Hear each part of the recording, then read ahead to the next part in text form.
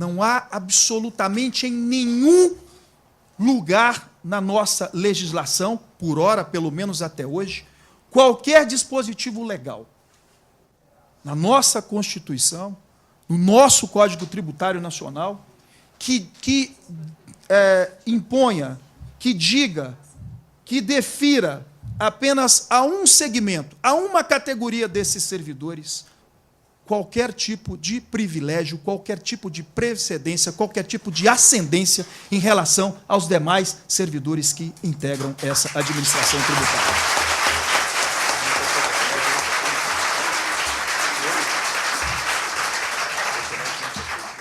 Me permita, senhores deputados, dizer que esse temor que alguns servidores da administração tributária têm de que venham a sofrer, caso aprovada essa PEC, vem de tudo o que foi dito até agora, sobretudo pela existência efetiva, concreta, de um projeto de lei complementar, conferindo a apenas uma categoria, conferindo a apenas um segmento essa precedência, essa ascendência em relação aos demais servidores.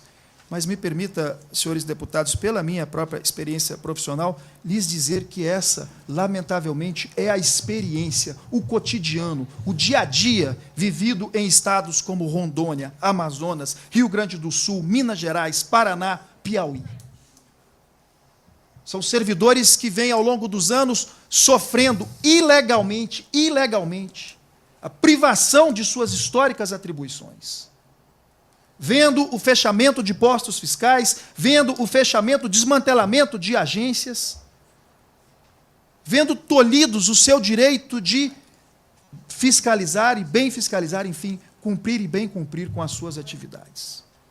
Não é tolerável, não é possível, senhores deputados, com todo o respeito, aceitar que, ao longo do tempo, ilegalmente se tenha retirado desses servidores as atribuições até mesmo de lançamento, em algum dos casos, para que agora se diga que esses servidores não detêm mais o lançamento e, por isso, não participam, não integram mais a administração tributária.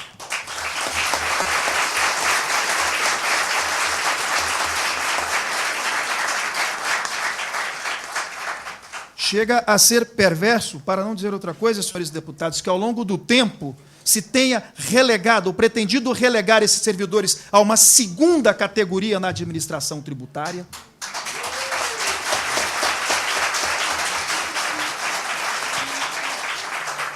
Para justamente agora pretender que a administração tributária diz com apenas uma única categoria, com apenas um único segmento, excluindo justamente esses servidores que, historicamente, sempre contribuíram, sempre participaram dessa administração tributária. Não há na legislação brasileira, como dizia, absolutamente nenhuma disposição, nenhum dispositivo que confira a apenas uma categoria, o privilégio de se dizer integrante da administração tributária. Não há na legislação brasileira absolutamente nenhum dispositivo que confira a uma única categoria a prioridade de dizer que só ela é autoridade administrativa, de que só ela lança. E o que se espera é que essa PEC não se transforme nesse perverso instrumento. O que se espera é que essa PEC não dê ensejo a uma lei orgânica, onde aí sim, efetivamente, eventualmente, se atribuiria a essa única categoria, a esse único segmento, essa atribuição de lançar ou essa atribuição de ser a única categoria, o único segmento que integraria a administração tributária. Nós ouvimos muito, quando discutimos esse assunto, alegações de que isso viola o princípio do concurso público, alegações de que isso configuraria um verdadeiro trem da alegria, provimento derivado. Mas está mais do que na hora, senhores deputados, de avançarmos na discussão, porque a mesma Constituição que condena, e condena com razão, com propriedade, o provimento derivado, o trem da alegria, a violação ao concurso público, é a mesma Constituição que determina, que estabelece que o Estado tem que funcionar com eficiência e eficácia. é a mesma Constituição que reclama do Estado o incremento da sua arrecadação para dar conta justamente das suas políticas públicas, sociais, tão necessárias à nossa sociedade. Ou seja, a resposta para o que a Constituição veda e condena como provimento derivado, como violação ao concurso público, é a necessidade, a imposição vinda dessa mesma Constituição que a administração pública considere seriamente a unificação das carreiras, a reestruturação administrativa, se isso vier em proveito do próprio Estado, se isso vier em proveito da própria sociedade.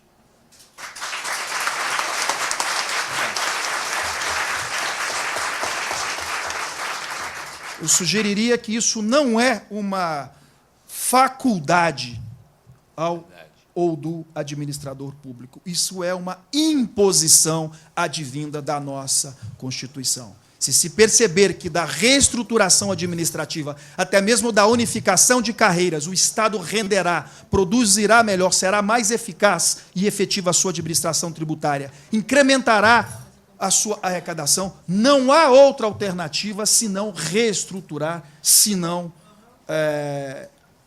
unificar mesmo essas carreiras. A legalidade e a constitucionalidade disso já não preciso mais repetir, porque a doutora Sara, em relação a isso, nos deu verdadeira aula sobre como o próprio Supremo Tribunal Federal tem se manifestado em relação a esse próprio tema. Eu concluo, senhores deputados, dizendo que a expectativa de todos os segmentos, de todas as categorias que efetivamente integram a administração tributária, seja que essa PEC e, posteriormente, a lei orgânica que dela eventualmente resultará, se, claro, aprovada essa PEC, é que essa proposta de autonomia financeira, tributária, funcional, venha no sentido de permitir que todos, absolutamente todos os servidores da administração tributária, todas as carreiras da administração tributária, e eu insisto, eu ainda continuo preferindo dizer, todos os cargos da carreira da administração tributária possam somar, que essa PEC não venha para dividir, que essa PEC venha realmente para fomentar, possibilitar mesmo mais eficiência, mais eficácia da administração, a modernização da administração tributária, evitar essas pressões políticas e econômicas tão comentadas, incrementar a arrecadação e tudo mais que já se disse a justificar a adoção dessa PEC. Mas que ela venha, sobretudo, para, além do necessário diálogo com o contribuinte, diálogo com a sociedade, possa valorizar os servidores da administração tributária. Enfim, preservar o que os servidores da administração tributária encontraram quando realizaram o seu concurso público, encontraram quando ingressaram na administração tributária. Que essa PEC seja, então, senhores deputados, uma verdadeira e real oportunidade de inclusão desses servidores. Muito obrigado.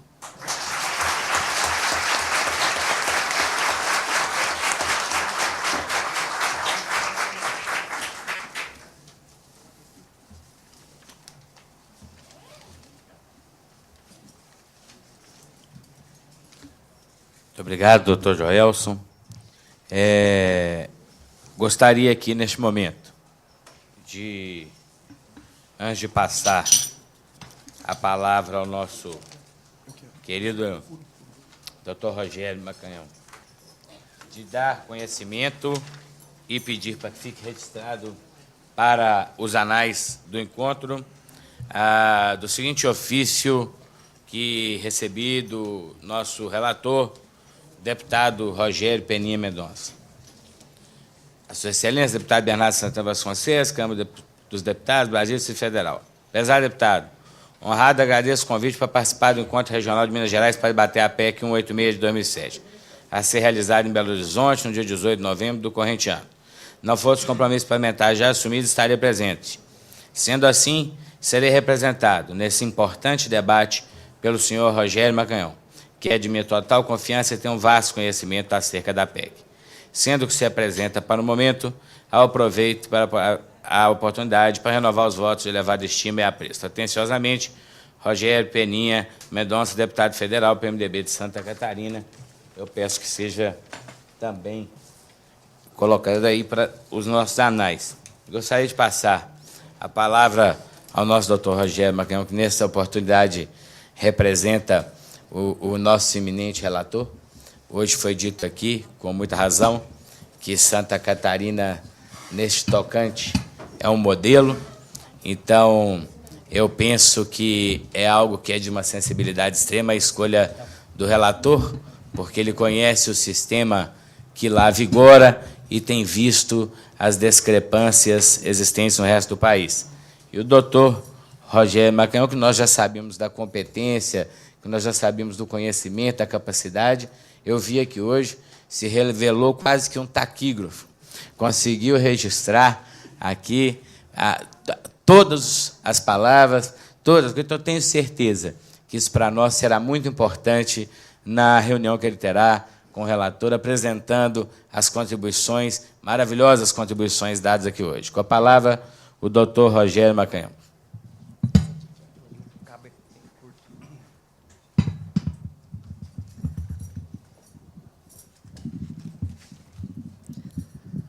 Bom dia. Quero, inicialmente, em nome do deputado Rogério Peninha, que me designou aqui para estar presente nessa audiência, saudar aqui a mesa, nas pessoas dos nossos ilustres deputados federais, deputado Bernardo Santana de Vasconcelos e deputado Wellington Prado. Bom, o Peninha, na verdade, quem o conhece, deputado do meu estado, que eu sou do Fisco de Santa Catarina, é um deputado muito democrático, deputado aberto ao debate e, acima de tudo, muito preparado para as questões legislativas. Tem uma vasta experiência dentro do parlamento estadual e agora está tendo um grande destaque também no parlamento federal. Eu quero iniciar a minha fala aqui, começando de trás para frente, porque o Joelson disse assim, eu não tenho muito o que falar, imagine se ele tivesse, né? Então, ele entra numa linha, eu achei interessante, porque eu quero começar exatamente por esse ponto, porque eu achei importante, quando ele inicia a fala dele, dizendo dos princípios democráticos e enaltecendo, sim, essa audiência pública. E aí a gente tem que relembrar que essa história política ela nasceu muito antes desse momento. A gente tem que tentar imaginar um pouquinho, né, na época dos grandes filósofos, e que Platão muito bem dizia, né, que a vida política ela tem a ver diretamente com a autonomia da moral.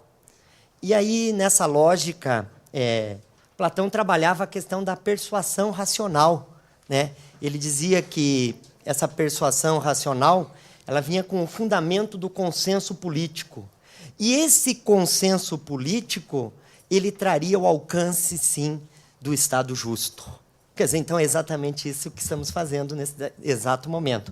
E aí eu quero enaltecer, mais uma vez, os nossos deputados aqui que trouxeram para cá esse debate, né, na mesma lógica.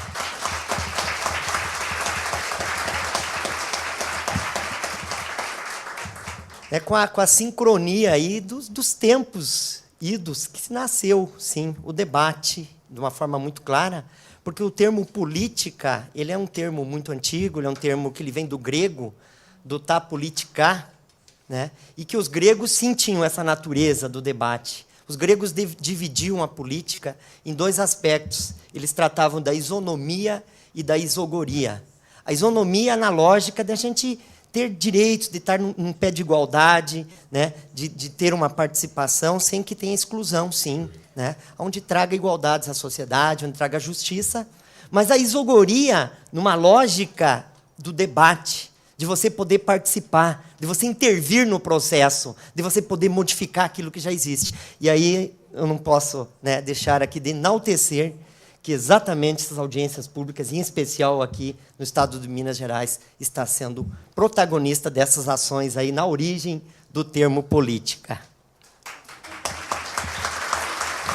Bom, pessoal, entrando aí no mérito da PEC, que, por sinal, teria muito assunto para falar, o Peninha tem pedido para a gente auxiliar ele mais tecnicamente, do conhecimento jurídico, dando um embasamento, sim, técnico, jurídico, para que estraga a consistência do debate, mas o juízo de valores não sou eu que farei, não. Não tem esse poder. O juízo de valores vai ser feito exatamente pelos parlamentares, por essa interação, por essa relação que existe dentro do parlamento, e aí a gente não tem medo também de afirmar que vocês estão muito bem representados, sabe? Então, o início do debate até tinha uma visão um pouco equivocada em alguns pontos, e graças a esse debate, graças à interação, sim, dos parlamentares, em especial os dois que estão aqui comandando esse processo, a gente viu algumas mudanças, né? Então, a gente pode atentar, sim, que algumas mudanças vão ser feitas, é claro que sim.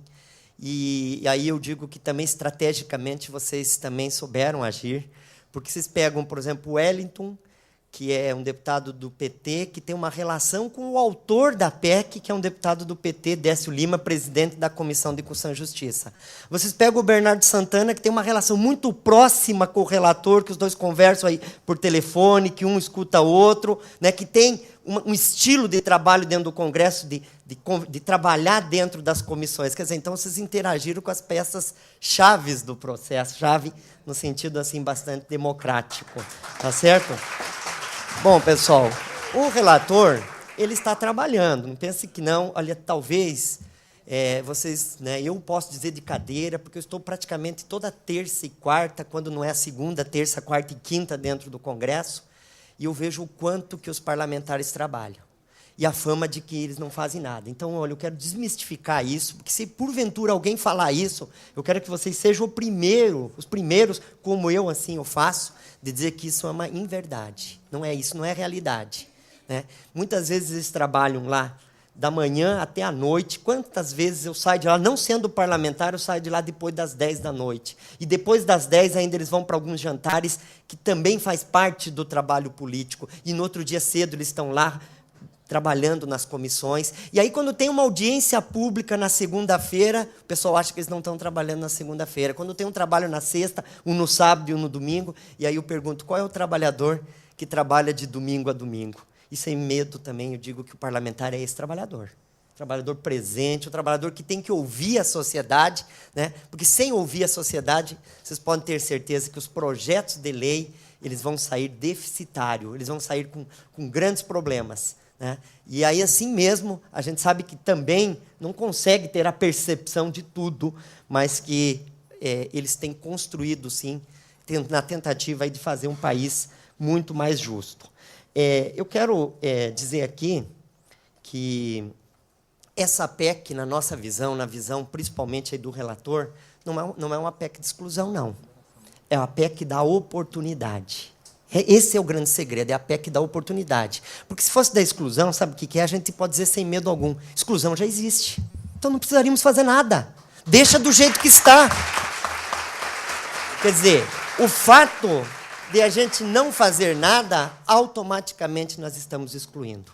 Então, a partir da hora que você traz para o debate, que você traz para uma oportunidade de refazer, refazer, sim, o que está escrito em relação à administração tributária. Se a gente pegar o que tem em termos de administração tributária, nós podemos verificar lá no artigo 194 do CTN, que talvez é o que traz com maior extensão aquilo que abrange, né, a administração pública, a administração tributária do país. E pacificamente trata, de uma forma assim, positivada, de 3 aspectos.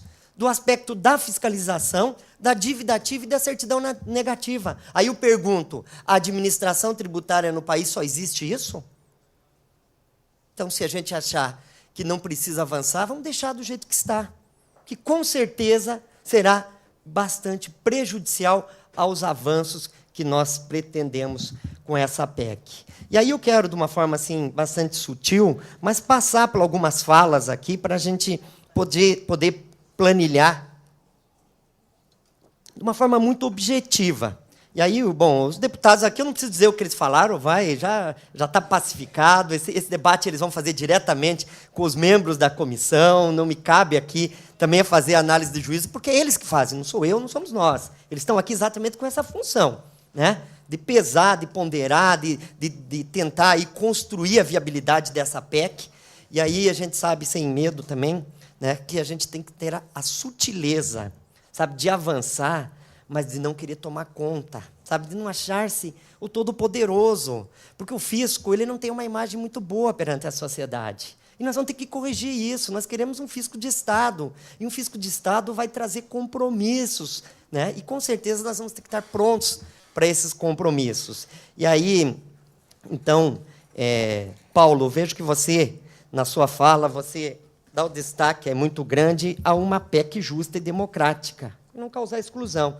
Eu digo, Paulo, sem preocupação, porque com esses parlamentares que estão aqui representando, vocês podem ter a certeza que isso não vai ocorrer, né? Então, isso aí é algo que não se questiona.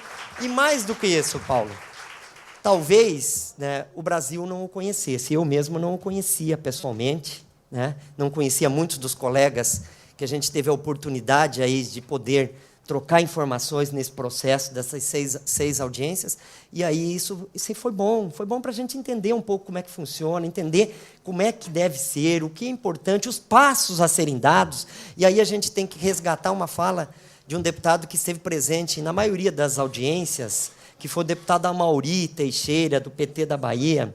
E o Amaury, além de ser um profundo conhecedor de administração tributária, ele é oriundo do fisco, ele planilhou claramente o que se quer. Acho que ele talvez foi assim, um dos mais felizes na concepção do que se pretende com essa PEC. E ele diz claramente que tem que ter uma PEC, e essa PEC não pode ser extensa, pessoal. PEC é algo enxuto, é algo seco, é alguma coisa que traz só o mínimo. E aí a gente aí faz um parênteses, com o aspecto tão somente de não excluir, ponto final. Não é mais do que isso. O fato de abrir abertura para não exclusão é o suficiente. Não tem que se tratar em PEC detalhamento de organização, de estrutura, de carreira. Aí é que vem dois novos instrumentos, duas novidades, que é onde a gente quer avançar. A primeira, uma lei complementar. Se a gente está pensando em mexer com o Código Tributário que tem status de lei complementar, nós precisamos ter uma outra no mesmo nível, né, hierárquico, no mesmo nível de modificação. Então, não poderíamos tratar isso em forma de lei ordinária. Então, nós vamos precisar de um segundo passo. E aí, mais do que nunca, vocês têm que continuar abraçados desses parlamentares, né? Porque ali começa a ter o segredo de você definir funções, né? E aí eu vi a advogada, já antecipando aqui, a advogada muito preocupada, né? Depois eu quero os seus anais aí, porque foi o que eu anotei menos aqui, porque eu fiquei tranquilo que você tinha muita coisa escrita.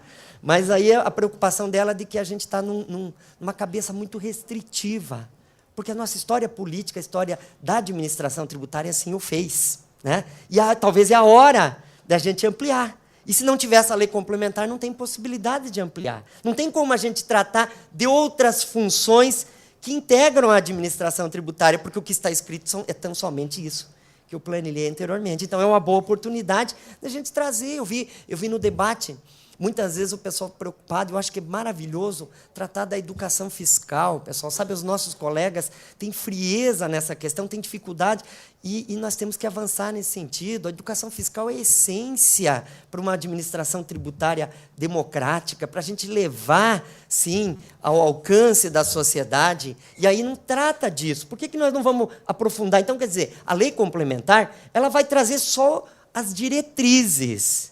Agora, a verdadeira organização das carreiras vai dar numa terceira etapa. Então, tem a primeira etapa, a PEC, a segunda etapa, uma lei complementar que vai definir normas gerais, que não vai poder detalhar também qual é a carreira que está dentro, qual que está fora, não é isso, não vai ser ali naquele momento também, mas daí na terceira etapa, onde os estados vão ter que se organizar.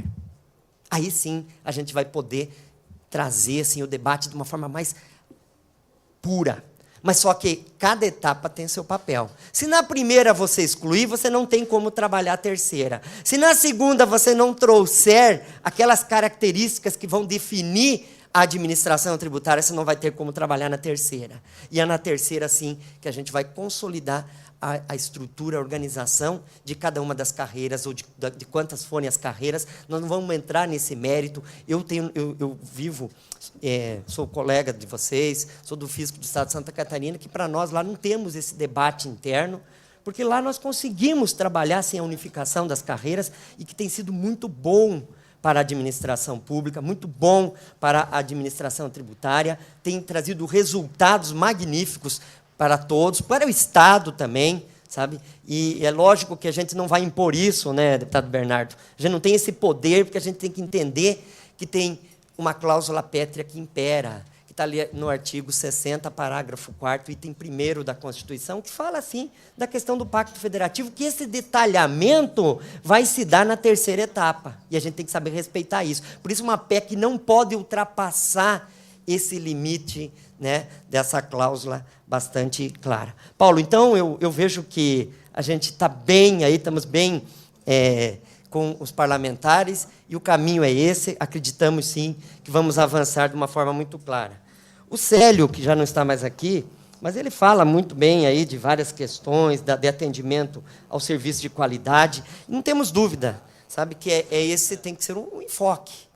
Nós não podemos mais pensar que nós existimos por nós mesmos, sabe? O fisco não pode ter essa concepção. O fisco tem que atender a sociedade. A essência do fisco foi na organização. Se a gente pegar a origem, o fisco tem uma história que eu não vou querer resgatar aqui, né, de como é que foi, o que aconteceu no mundo, lá no período ainda feudal, que a gente teve uma transformação, onde trouxe o encargo da área tributária, depois ali no período da Idade Moderna, onde acontece, sim, uma grande revolução, onde se retira alguns poderes, né, do rei, e que traz a soberania popular. A gente vê avanços institucionais dentro do país, né? Mas aí eu digo que a gente tem que trabalhar essa questão da sociedade, ele foca muito nisso, né?